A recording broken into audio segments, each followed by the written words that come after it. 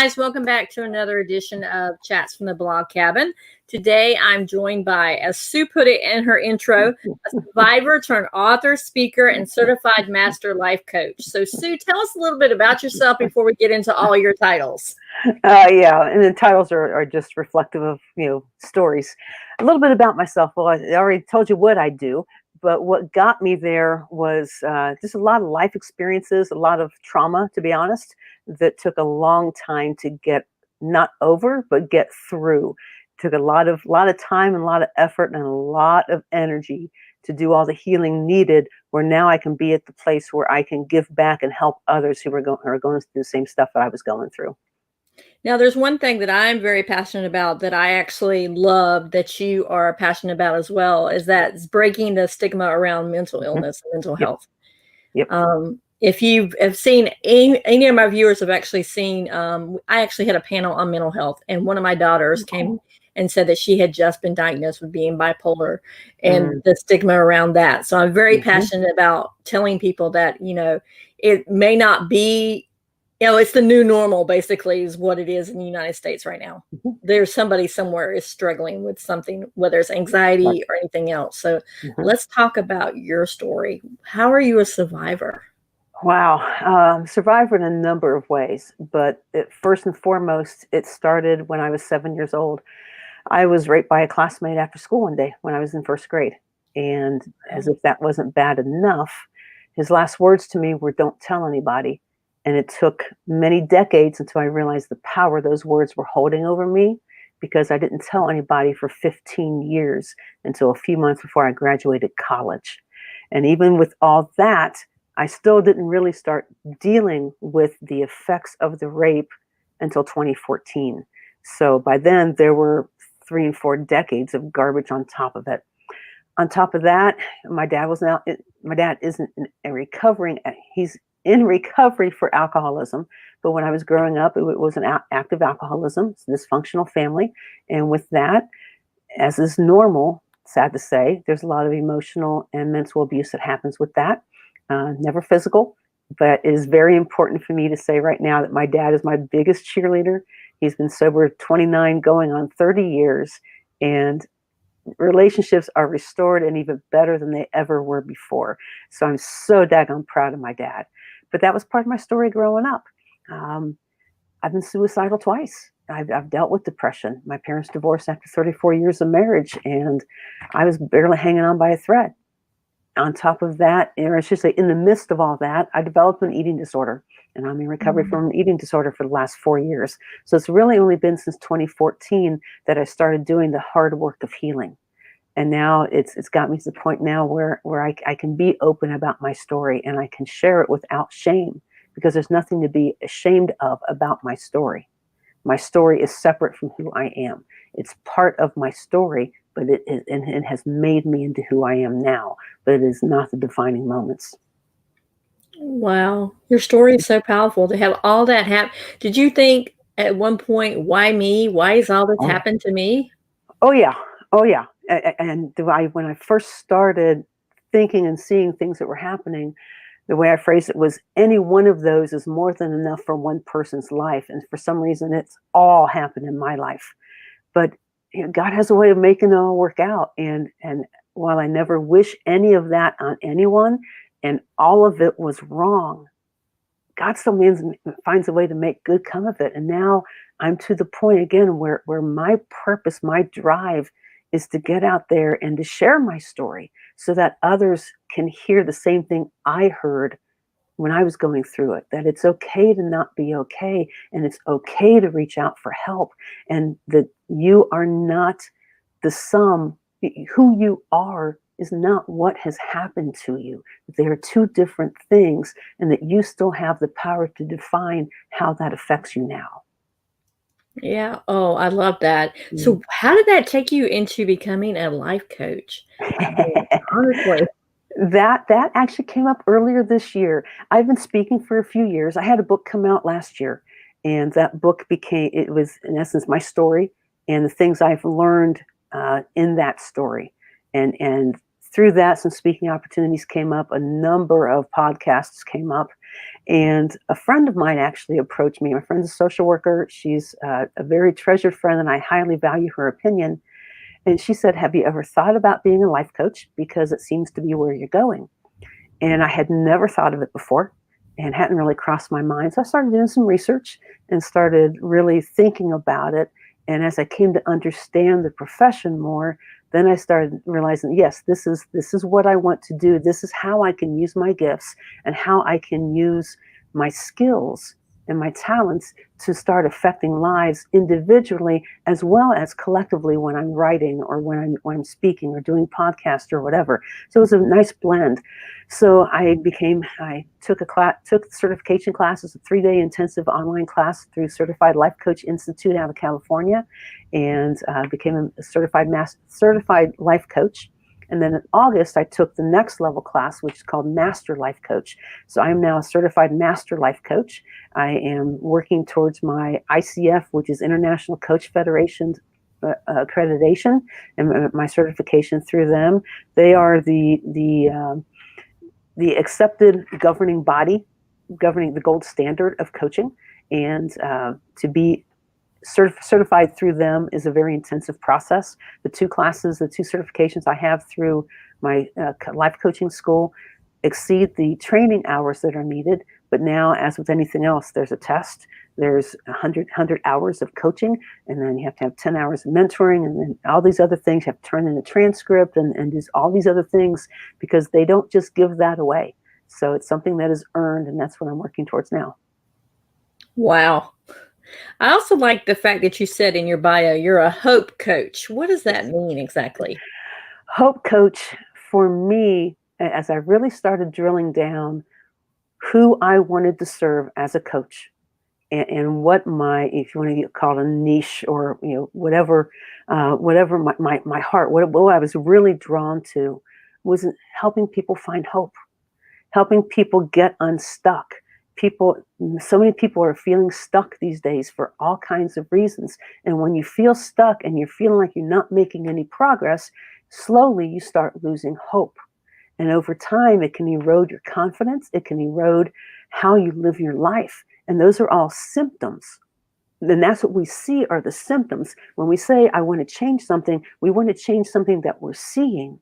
But when you drill down deeper and you start realizing that I'm behaving this way, I'm seeing this behavior because I've kind of given up in this area and I've just accepted status quo. That's what I go for is, what is that status quo you have settled for?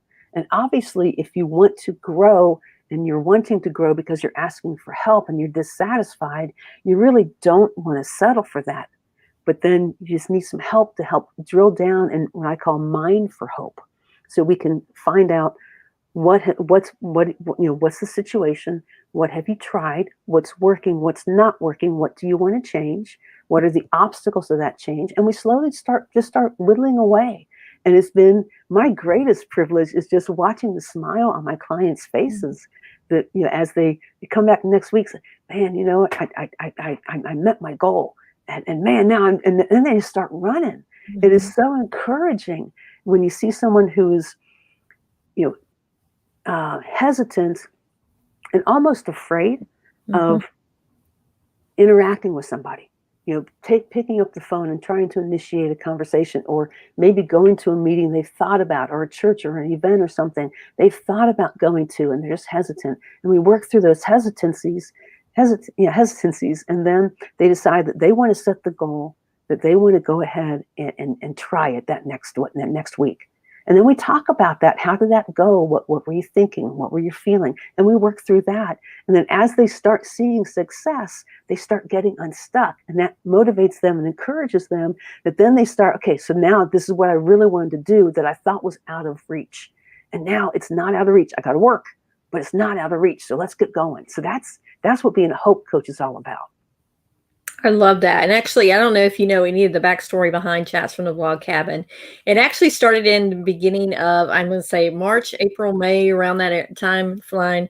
I was actually in a free challenge by mindset coach, and Mm-hmm. she challenged us to go on and talk about one of our values, to go live on Facebook, Mm-hmm. Instagram, whatever. And I Mm-hmm. had this big fear of going live because I'm like, oh, I'm so nervous. I don't know what I'm going to Mm-hmm. say. And I went live, loved it, and Chats from the Blog Cabin came out about There you it. go. So Exactly. overcame my fear because I hated Exactly. it. That's exactly what it's about. That's exactly what it's about.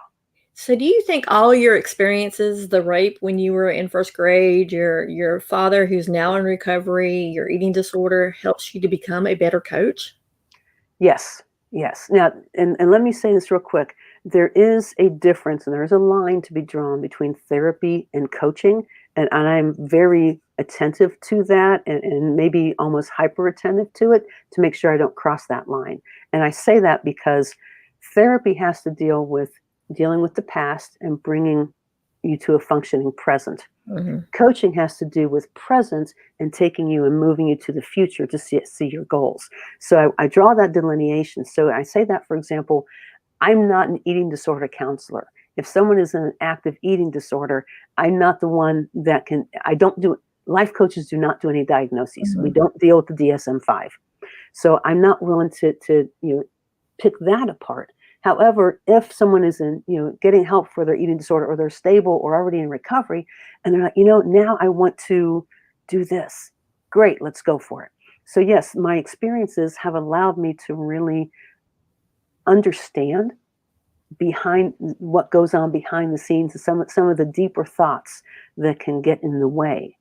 And it's an honor to share the space and hold the space for folks who are either working through their traumas or have worked through their traumas and are now to the point of saying, okay, I've made peace with that trauma, and now I want to show it how I'm going to handle my life from here on out. So it doesn't mean that I can't help people. Mhm. It just means that it depends on how far along, what the circumstance is. That is the best way to put it. But do you have a better understanding of where a lot of people are coming from and whether or not they need Oh, yeah. therapy or if they need a life coach? Yes. So you can Yes, say, you know yes, what? yeah, very much so. And those are some of the things that we go through through our training classes is how to identify, when it's something that's out of reach. And one of the things to talk about as well is that life coaching is a support to therapy. And one of the things that they strongly encourage us to do is to start networking with counselors so that when we have a situation where we need to refer, it's not a cold call. We already have a relationship and we can help bridge that gap because again, even making that referral is part of serving our clients. I mean, you want to do that with integrity, you want to do it with dignity, and you want to do it so that the client feels safe and that they don't feel cast off, but that they feel supported so they're getting the best help they can get, not just some help, but the best help they can get. I love that. So let's talk about your book. This Much I Know, The Space Between. Yes. It's actually free on Kindle Unlimited if you're a Kindle Unlimited subscriber. There you go. Every author has a book nearby. Exactly. So let's talk about that. How did that come about for you to write it? Was it more of like a therapy for you or? It started that way, and then it morphed into something different. I mentioned 2014, I started doing the hard work of healing, and I came across a retreat program that has become very near and dear to my heart now. They are my second family. And through my experience with that retreat, the book started to come. It was more of starting to get out my story and kind of just writing and yeah, therapeutic and cathartic. The original concept was to make it more of like similar to a devotional in terms of stories, and then like a summary statement at the end of the lesson, the summary statement of the concept I was trying to convey.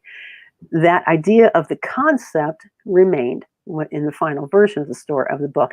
But then as I healed more, the book took on a new format and a bit new focus, and it became me sharing my story. So the title, This Much I Know, is that's our story. Every person has a story. That is the one thing no one can ever take from Mhm. us.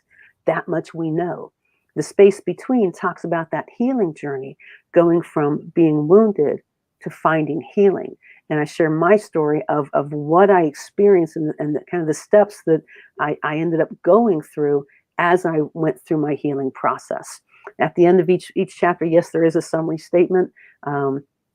So it did take a little bit of a different format, but like I can share one of my summary statements. This is the chapter where I shared about.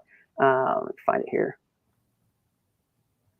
When I shared about being raped by Bobby, and the very end of it says, "This much I know: no matter what happens, God sees, God knows, and God is at work to make good come out of even unspeakable horrors."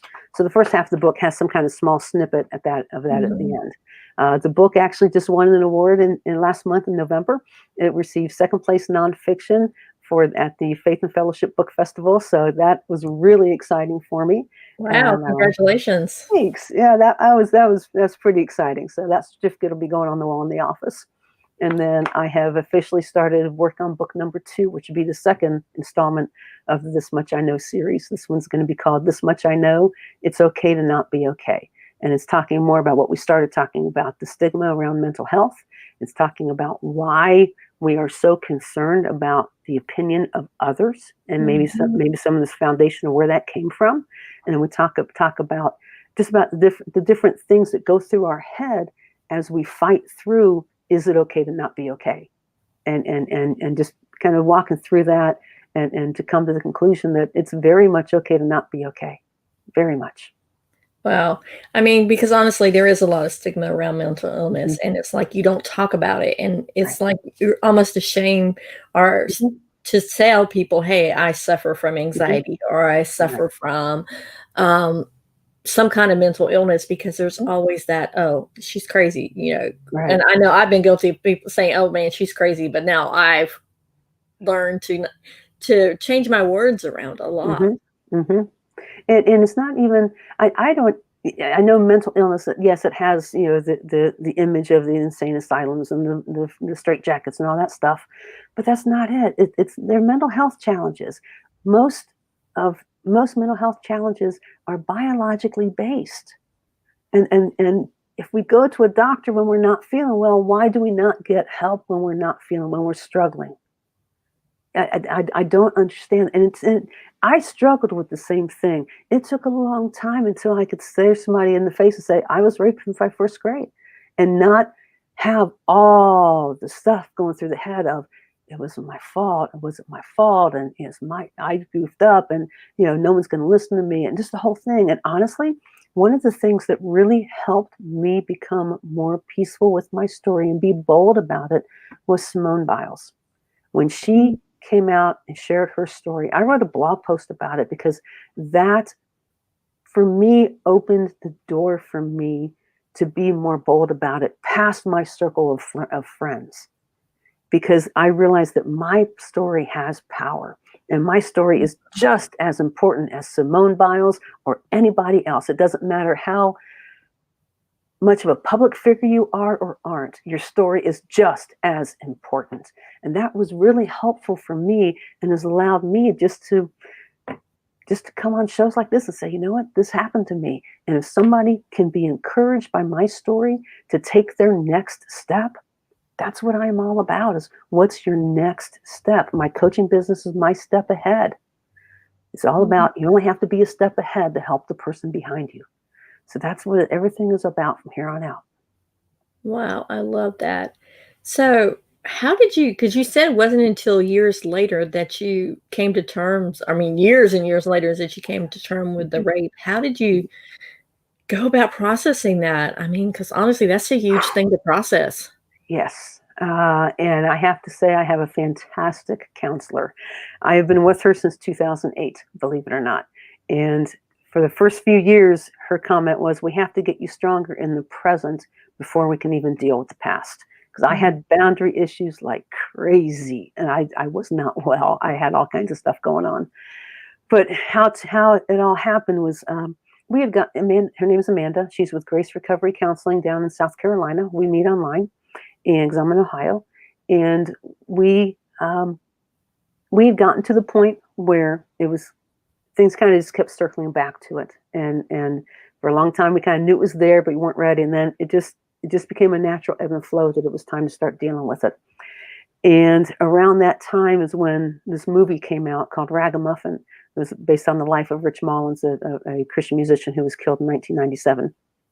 And that all tied in with the retreat.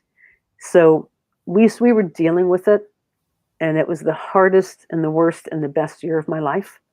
And I wouldn't trade any of it for the world. One of the hardest things one of the early homework assignments, Amanda would give me homework each week.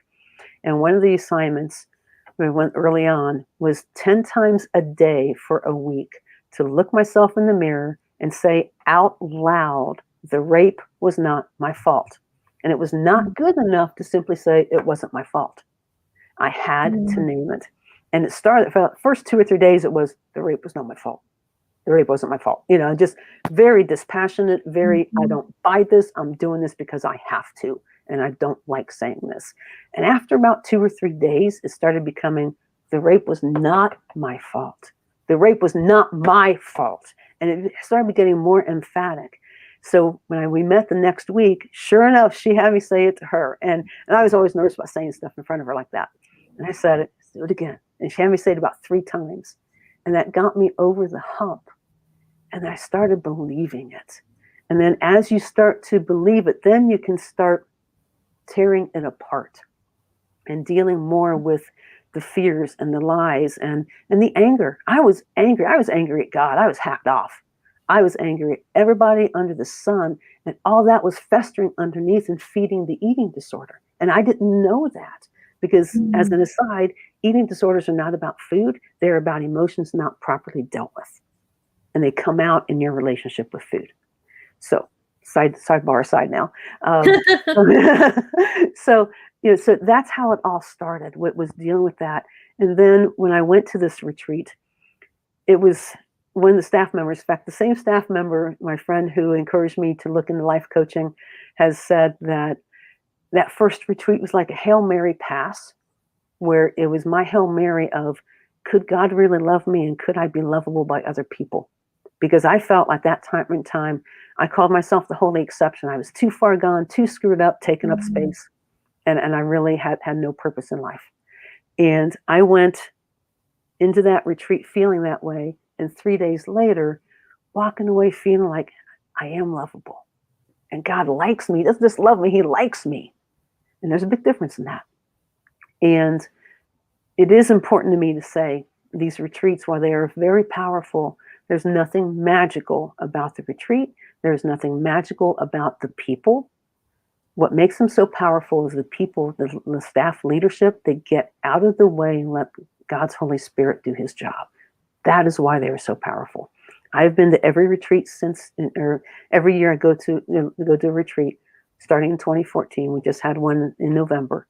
And every year, there's a nugget. There's something that happened, but God has really healed me through the love of these people. And it's only been 6 years. And that's what I share with people, is that you are not too far gone and you never know what's going to happen. If you had told me 6 years ago, I'd be sitting here doing, numerous podcasts and have a book that won an award and all these things, I would have laughed you off the face of the earth, because I would have said, I have nothing to say. No one wants to listen to what I have to say. I don't believe that anymore, because I realize that my life matters just as much as anybody else's. Wow. Your story is so powerful. And I can see why you call yourself a hope coach, because there's hope in your story. I mean, with everything that happened to you, and you're still being able to overcome and to share your story. That's the biggest thing, is you're sharing your story so other people know they're not alone. I love that. And that's my heart. That's why I appreciate the opportunity to be here and just the other opportunities that I have, because someone needs to hear what I have to say. And sometimes I know when I was going through it, and even now as I go through things, I need to hear it over and over and over again. My mom passed away 2 months ago. I'm struggling a lot with grief because they're coming up on the holidays. I was talking to a friend at work today. I said, just keep telling me it's going to be okay. And everybody does. And I know, but we all need to hear the same thing over and over and over again when we're in the midst of the struggle. And I want to be one of those voices for somebody else. Again, only have to be a step ahead to help the person behind you. I continue to reach out to my counselor and the others who are helping me, but I can also reach backwards because I'm a step ahead of somebody else and help them. And together we have a human chain of help and support. And I want to be one of those chain links. I love that. I think that's what our country needs now too, is that chain link of support where people are Mm-hmm. helping out both ways, because so many Right. people are in the me thing Mm-hmm. and not worried Mm-hmm. about the people in front of them or the people behind them. Yeah. Right. Right. And it's a privilege. It's an honor. I don't take it lightly.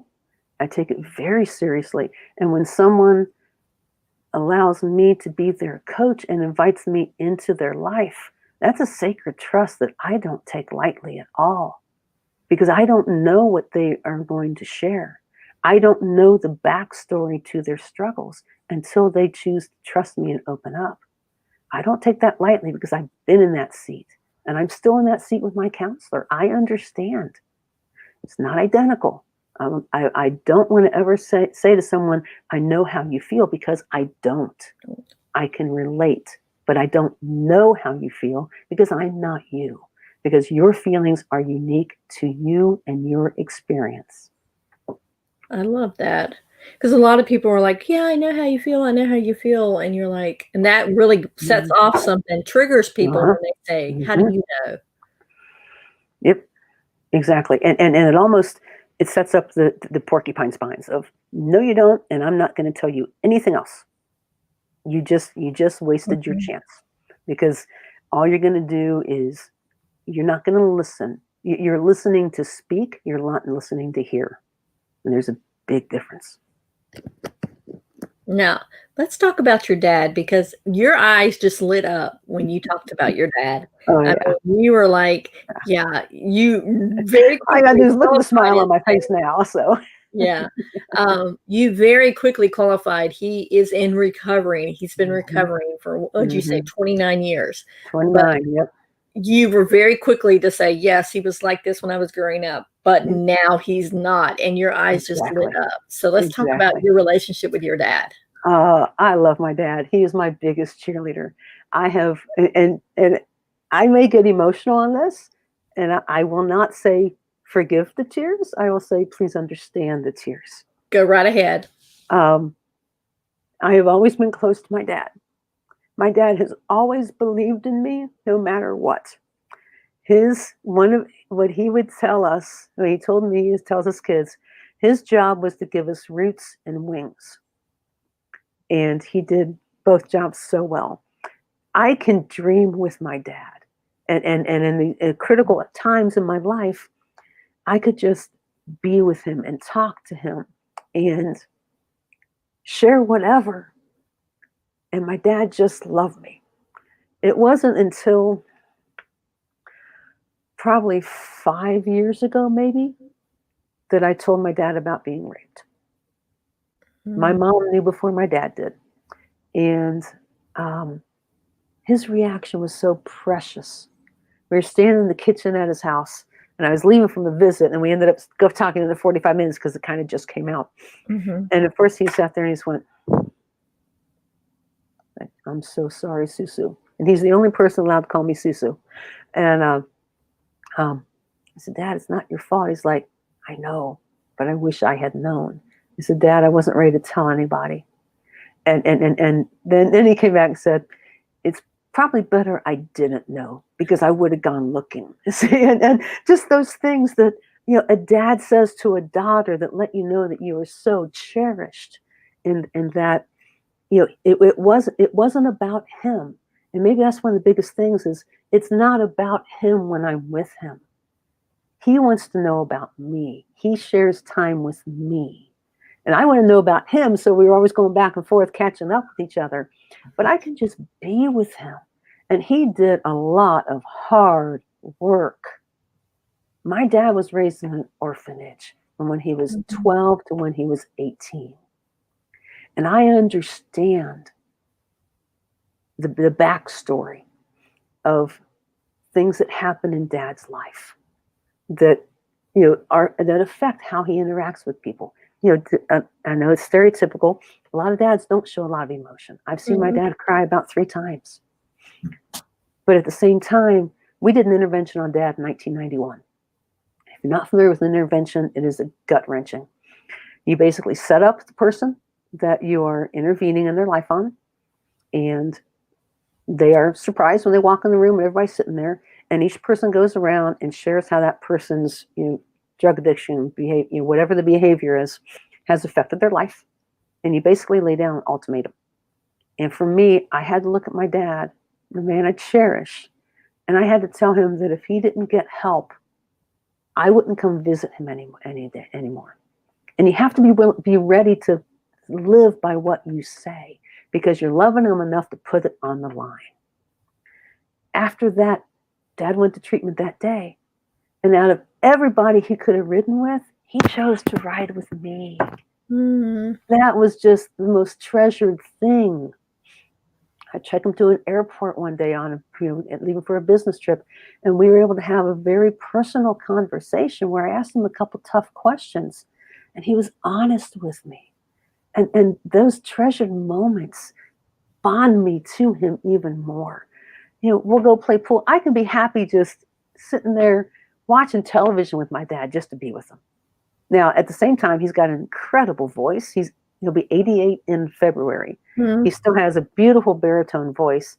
All of us loved it growing up. So in 2018, I think it was 2018, I went down to see him for a day, and I videotaped him sing. I went in with a request list from his kids of about 15 songs, and I videotaped him singing, and we have that now. And that's just a treasured thing that we have. So I could go on and on and on, but you see now why my face just lights up. My dad, he is one of my best friends, and he believes in me, and he just wants me to just keep flying and keep using those wings and see where it lands.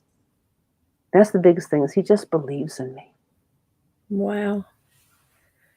I can so empathize with that, because I actually lost my dad in 2015, but my dad was my biggest cheerleader as well. And I had such a closer relationship with my dad than I did my mom. I always said that my parents had 2 sets of kids. The first 2 were my mom's, and the last 2 were my dad's. Even though we all had the same parents, it's just that we definitely gravitated toward that. Sure. So what about your mom? What age were you when you told your mom about the rape? Oh, wow.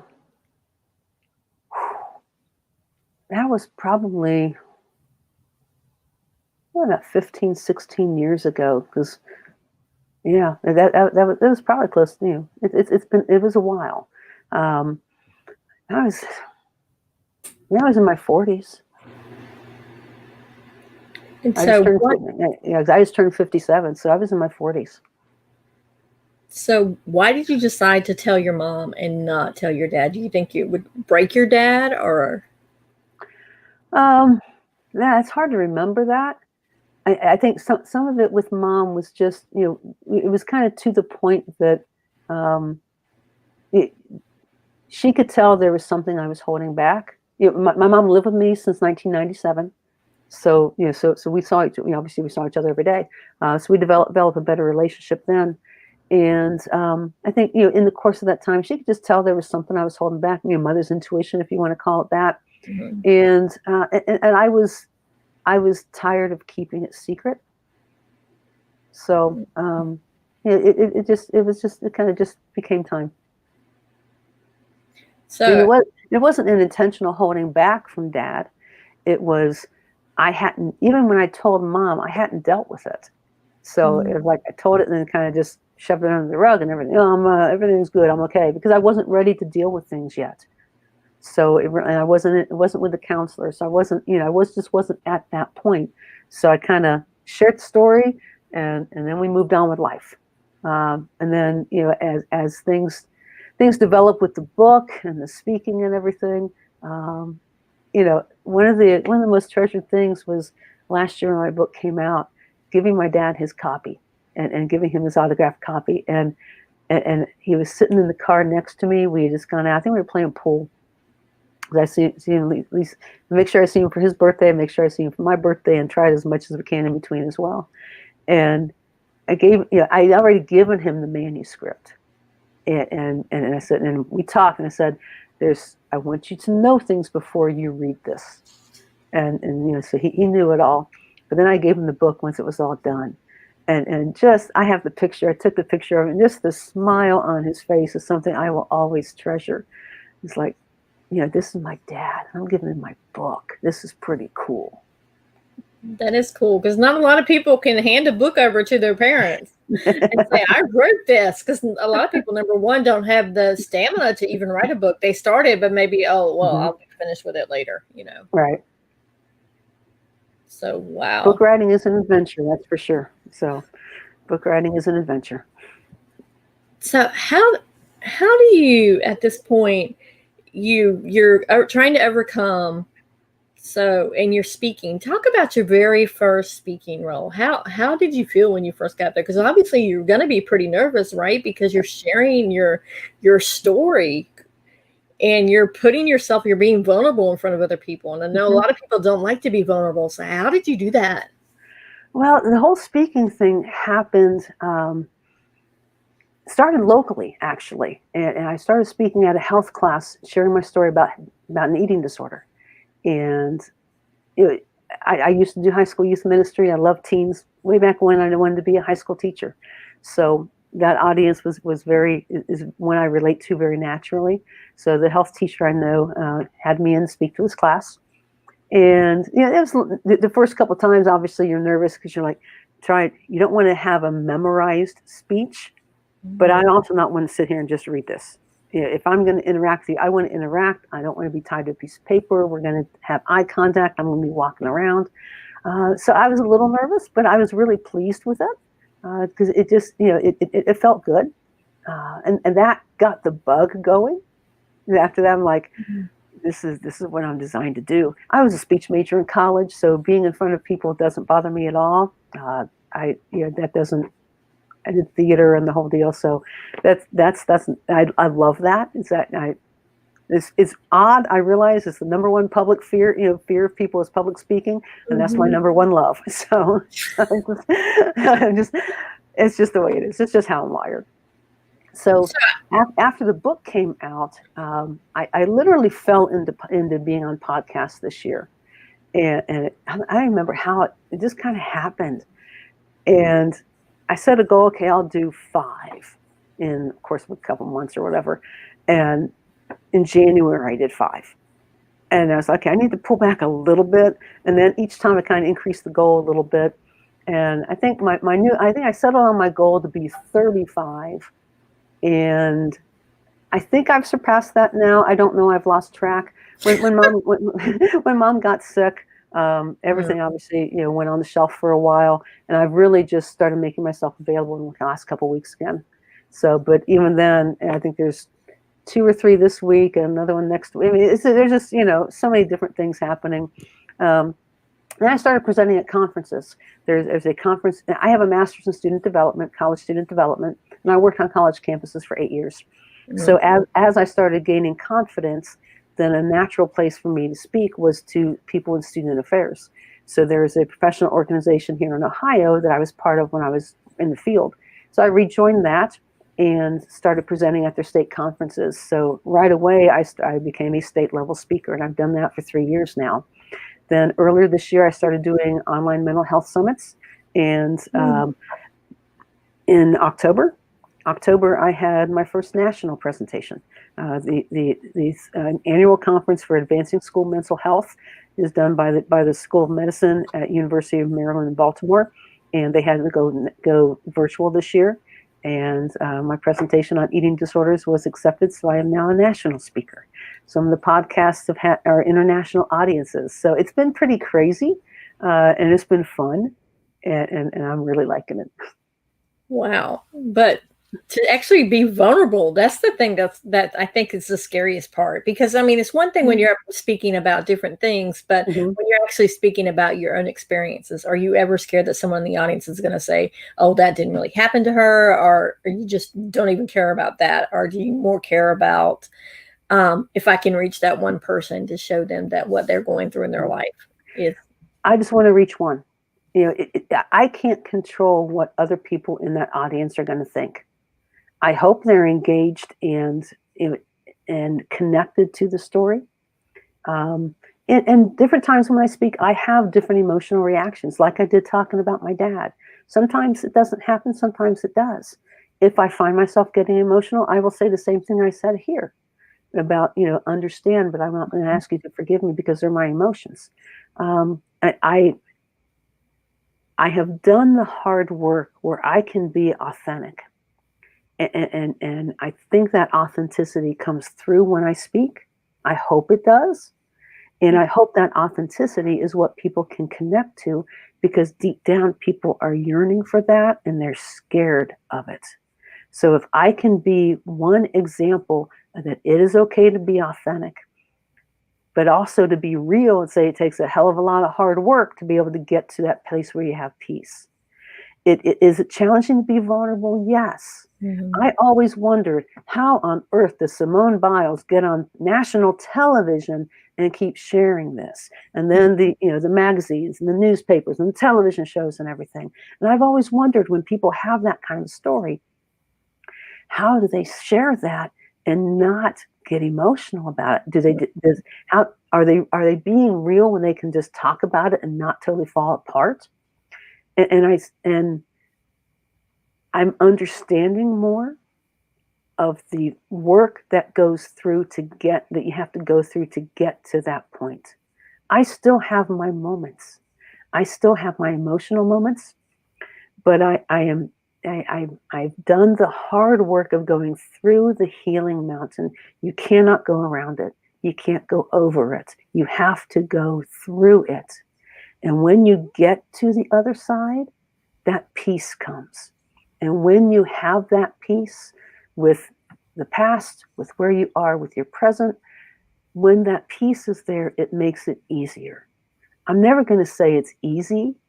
I'm never going to say I'm not attached or emotionally connected to the story, because I am. It's my story. Mm-hmm. I have been violated. It still affects me to this day. I still get angry about it at times. But the difference is I don't let it control how I live my life. Mm-hmm. That is the difference. That then makes it easier to share the story, so that I can try to help reach someone else, and that they know that there's someone. One of the biggest things I love is after I speak, and I miss this right now because I can't do it in person, is when people come up afterwards. When when I spoke at the high school last fall before the COVID hit, I had 2 students come up to me, and one of them say, "Thank you, I needed to hear this. I need to get with my counselor about this. I'm going to get help for my own eating disorder now. And I've got this appointment, and you encouraged me to keep it." And somebody else came to me, and these are teenagers at the local high school. Someone came to me and said, "I'm concerned about a friend. What do I do?" Student, some suggestions. And then to hear back from that student that his friend, he took up those suggestions and reached out to one of the school counselors, and that student is doing better and he's not as concerned about his friend anymore. That's what it's all about. So when I see that happen, it gives me more courage to keep doing what I do, because unfortunately, there's somebody else out there who needs to hear it. Yep, that is so true. Wow, your story is so. I'm just like, I could listen to your story. Number one, not only because your story is so powerful, but the way you express it, and your voice is just so. It's like a storytelling voice, that you like a book on tape. So is your book on tape, by the way? Not yet. I haven't really thought about that yet. I probably should. I have had a few people ask me, so it might be time to start looking down that road. Because your voice is totally meant for reading for other people, and for sharing your story, because it's just so engaging, and you're like enamored. I don't want to say enamored, but enthralled, and you're drawn in as you're talking about, because your voice is just so It's so soft spoken, but your words are so powerful. Thank you. I appreciate that. Now, Sue, where can people find you at? There's a number of places on the internet. I can't hide. So, if you're on social media, on Facebook, it's Sue Bowles Coaching, and it's My Step Ahead. My Step Ahead was the original of everything, and then the coaching kind of fell in after that. And so My Step Ahead and Sue Bowles Coaching on Facebook. My Step Ahead also on Instagram and Twitter. And then website-wise, there's SueBowles.com, and that has to do with the coaching and the speaking and those kind of things, and book and whatnot. And then the other website I have is called mystepahead.com. That is more of an encouragement website. I've got my blog is on there. I've got different articles on there. I also have a resource page on there, so that a number of different links of some sources out there nationally, as well as some of the resources that I have used in my own work with my dietitian, with my counselor, etc. The walking stick retreats, all those are listed on there. So any number of different places. If someone is interested in life coaching, if you go to SueBowles.com, I also offer a 15-minute consultation, clarity call, whatever you want to call it, where we can just talk. And we can talk a little bit about, what's on your mind and where you want to go, and make sure that I'm the best person that can help you with that, because I don't want to waste your time. And then the other thing I have what I call a hump day help. On Wednesdays, I send out a quick little text. And if anyone wants to just go to, SueBowles.com/offer, then they can give me their email address and their text and whatever, and they can get that as well. So all kinds of different ways. Like I said, I can't hide. I love that. And your book. And my book. Yes. My book is on Amazon and Kindle. Pull it up here. It is This Much. There we go. This Much I Know, The Space Between. And you can order that. It'll, and again, my websites have links to it as well. And I would love for you to catch up on the story, so that when book number 2 comes out next year, you can hit the ground running and know what I'm talking about. So you are in the process of writing the book right now, right? Yes. Okay. Yes. So maybe when book number 2 comes out, I'll have you back on. We'll be discussing book number 2 then. I would love that. That'd be great. That one, it's. I was telling somebody today, that one, the writing of it is a whole different aspect of it, because while there's stories in there, it's not me just telling my story. So it's fun, it's challenging, but it's an opportunity to share my heart and talk about, why are we so concerned about what other people think about us, to the point that it controls what we do? Yep. That's the bottom line of it. That is so true. A lot of people are so worried about what they're keeping up with the Joneses, basically. Yeah. I won't give it away, but I talk about that. I use that. I won't give it away though. So, one thing I could say, if I could, over my shoulder or behind my head, you're going to see there's a quote on the wall over there, and it's by Rich Mullins, and it's something that drives what I do as well, and I hope it encourages others. And it simply says, it's not going to matter if you have a few scars. It will matter if you didn't live. Wow. All of us have wounds. All of us have scars. And we tend to try to hide our scars. And I want to challenge people to show off your scars. Not in a flamboyant, arrogant way, but let them become part of your story the same way I have. And the reason I say that is because scars give hope. Because scars show that healing has happened. Wow. So it won't matter if you have a few scars. It'll matter if you didn't live. Don't let those scars keep you from living. Wow. That's I was going to ask you, do you have anything else you want to close with? There you go. That is it. I want to thank you so much, Sue, for coming on and talking about your story, talking about your journey. I can't wait to read your book, because I actually downloaded it yesterday, because I'm Kindle Unlimited. So I downloaded it. So I can't wait to read it. And I can't wait for the second book to come out. Thanks. I appreciate that. I'm excited to get it from my head to a piece of paper. So, is there anything you want to say before we wrap up? First of all, thanks for having me on, and I hope for your listeners, and even if you're catching this on the replay, please share some comments. Reach out to me. I would love to hear from you. I said earlier that I miss that interaction because there's a COVID getting in the way right now. So the best way that I can have interaction is relies on you to take that first step. My whole thing is, what's your next step, and to have the courage to take that first step to reach out. And it might be to me as a life coach, it might just be in me as, hey, you know what, I don't understand what you said, or I don't like what you said, or I don't agree, or hey, preach thanks, or whatever. But wherever your next step is, I'm going to challenge you to take it, because that's how you get unstuck. It doesn't matter how big the step is, just take a step, and then they build on each other. That's what my step ahead is all about. So I appreciate your time, and thanks for listening. All right. Thank you. And guys, we will see you on the next chats on the Blog Cabin. Bye. Bye. Thanks.